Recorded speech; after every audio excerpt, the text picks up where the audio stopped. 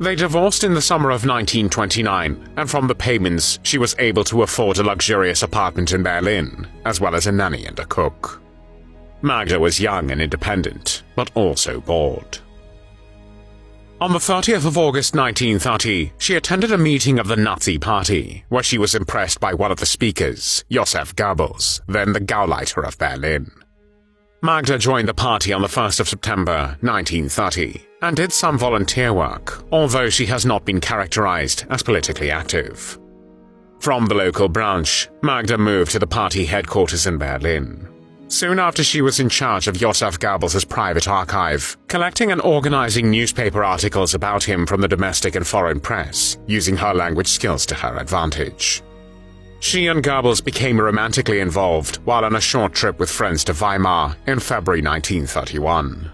At that time, Goebbels was still in an unhappy relationship with a childhood sweetheart, who was, according to later Nazi racial legislation, half Jewish, and Magda also had a parallel, intimate relationship with a student, her lover from the time of her marriage to Quandt.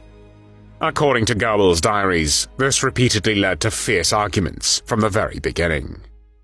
Nevertheless, by April 1931, they began making plans for their future together.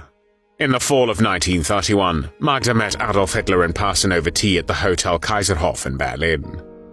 That same evening, Hitler said, "This woman could play a major role in my life, even without me being married to her."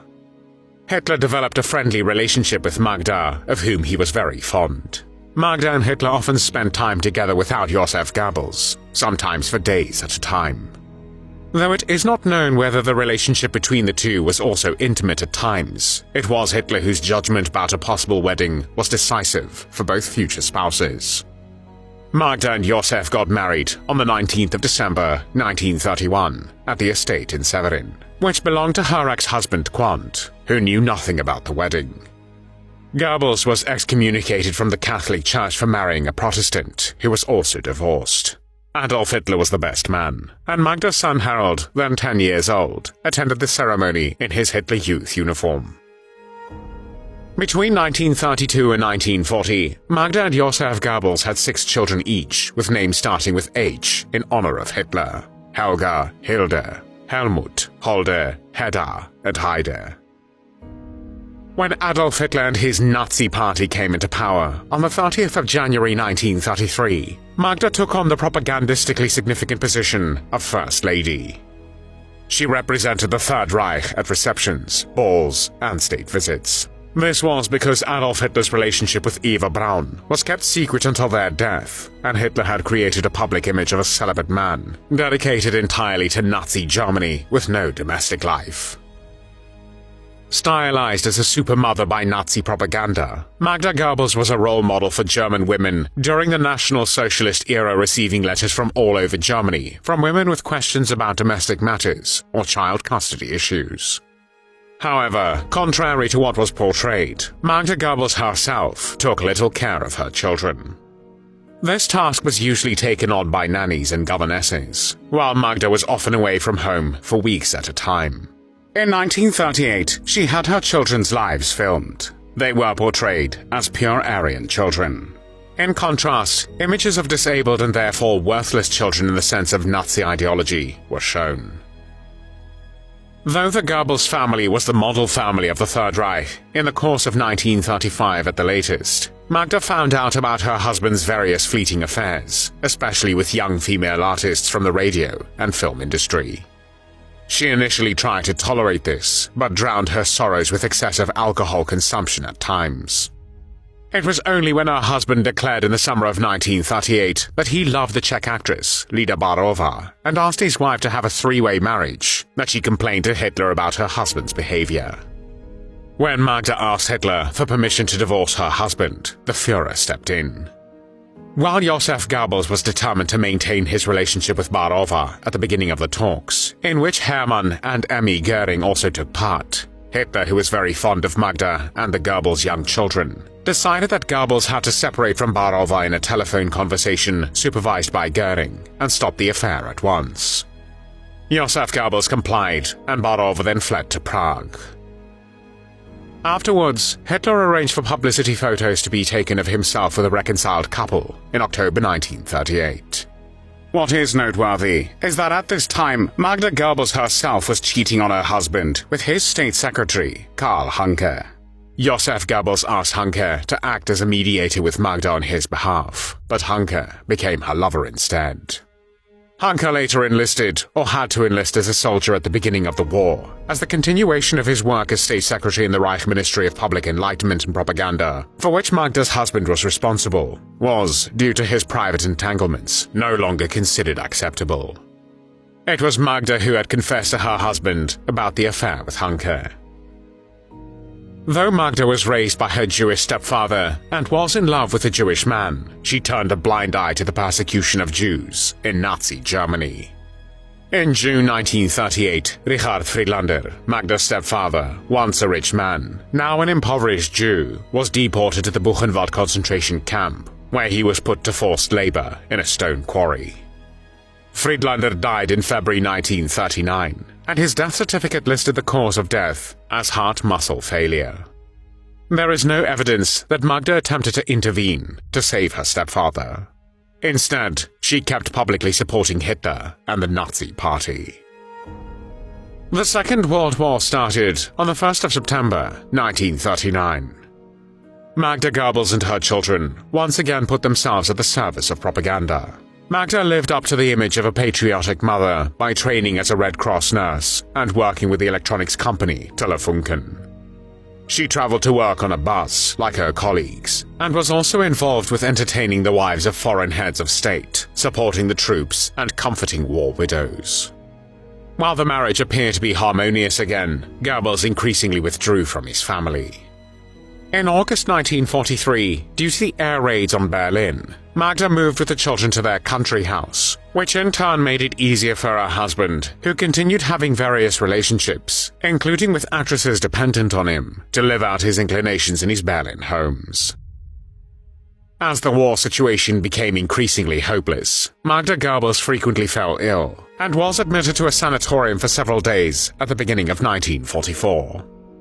Probably because she knew about the Holocaust and other Nazi crimes, she also suffered from severe depression and trigeminal neuralgia, a condition which affects a nerve in the face, and although usually harmless, is considered to cause intense pain and can be notoriously hard to treat. This often left her bedridden and led to bouts of hospitalization as late as August 1944. Especially after the war began to go badly in the Eastern Front, privately, Magda expressed doubts about Hitler. On the 9th of November 1942, during a gathering with friends listening to a speech by Hitler, she switched off the radio exclaiming, "My God, what a lot of rubbish." In 1944, she reportedly said of Hitler, "He no longer listens to voices of reason. Those who tell him what he wants to hear are the only ones he believes." When she was asked about her husband's anti-Semitism, she answered, "The Führer wants it thus, and Josef must obey." However, when she learned of the assassination attempt on Hitler on the 20th of July 1944, she is said to have suffered a nervous breakdown, and on the phone, she swore her eternal loyalty to him and declared her willingness to die for him if the Russians are in Berlin. She kept her word. On the 20th of April, 1945, on Hitler's birthday, the First Belarusian Front, led by Marshal Georgy Zhukov, advancing from the east and north, started shelling Berlin's city center, while Marshal Ivan Konev's First Ukrainian Front broke through the army group center and advanced towards the southern suburbs of Berlin. 2 days later, on the 22nd of April 1945, Goebbels' family, including 6 children between the ages of 4 and 12, moved into Hitler's bunker under the Reich Chancellery Garden. She refused several offers, such as one by Albert Speer, to have her children smuggled out of Berlin, and insisted that the family must stay at her husband's side. In the Führer bunker, she confided to Hitler's secretary, Traudl Junge, saying, "I would rather have my children die than live in disgrace, jeered at. My children stand no chance in Germany after the war." This is also confirmed by Elo Quandt, Magda's friend and sister-in-law from her first marriage, to whom Magda said, We have demanded monstrous things from the German people, treated other nations with pitiless cruelty. For this, the victors will exact their full revenge. We can't let them think we are cowards.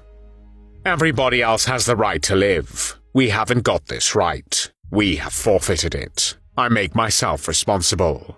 I belonged. I believed in Hitler, and for long enough in Joseph Goebbels. Suppose I remain alive. I should immediately be arrested and interrogated about Joseph. If I tell the truth, I must reveal what sort of man he was, must describe all that happened behind the scenes. Then, any respectable person would turn from me in disgust. It would be equally impossible to do the opposite. That is, to defend what he has done, to justify him to his enemies, to speak up for him out of true conviction. It would be quite impossible for me to go on living. We will take the children with us. They are too good, too lovely for the world which lies ahead. In the days to come, Josef will be regarded as one of the greatest criminals that Germany has ever produced. His children would hear that said daily. People would torment them, despise, and humiliate them. You know, I told you at the time, quite frankly, what the Führer said in Munich when he saw the little Jewish boy. You remember, that he would like to squash him flat like a bug on a wall. I couldn't believe it, and thought it was just provocative talk, but he really did it later. Adolf Hitler and Eva Braun committed suicide on the 30th of April, 1945. Magda and Josef decided to follow them with their children on the following day, stating that their children would support the decision to commit suicide if they were old enough to speak for themselves. On the evening of the 1st of May, 1945, Magda ordered the SS dentist Helmut Kunz to inject her 6 children, dressed in long white nightgowns, with morphine to make them unconscious. After that, Magda Goebbels, with the help of Ludwig Stumpfegger, Hitler's personal surgeon, crushed an ampule of cyanide into each of their mouths. Once she had murdered her own 6 children, Magda and Josef walked up the stairs to the garden of the Chancellery, where they committed suicide. After Josef shot the 43-year-old Magda and himself, their bodies were doused with petrol and burned. The charred corpses were found on the afternoon of the 2nd of May 1945 by Soviet troops. Magda's face was unrecognizable compared to that of her husband, and her jawbones and dental remains were found detached in the oral cavity. Their children were found in the bunker, dressed in their nightclothes, with ribbons tied in the girl's hair.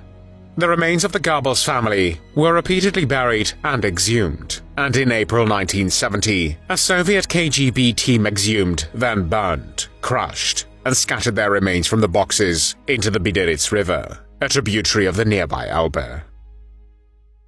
However, Harold Quandt, Magda's son from her first marriage, did survive the war. Harold and his older half-brother Herbert Quandt ran the industrial empire left to them by their father, Gunther Quandt, owning a stake mainly in Germany's luxury car manufacturer, BMW. While the Quandts belong to the richest family in Germany today, Magda Goebbels will forever be remembered as a mother who killed her own 6 children, and was a woman who represented the Nazi regime, responsible for the murder of millions of people, until its bitter end.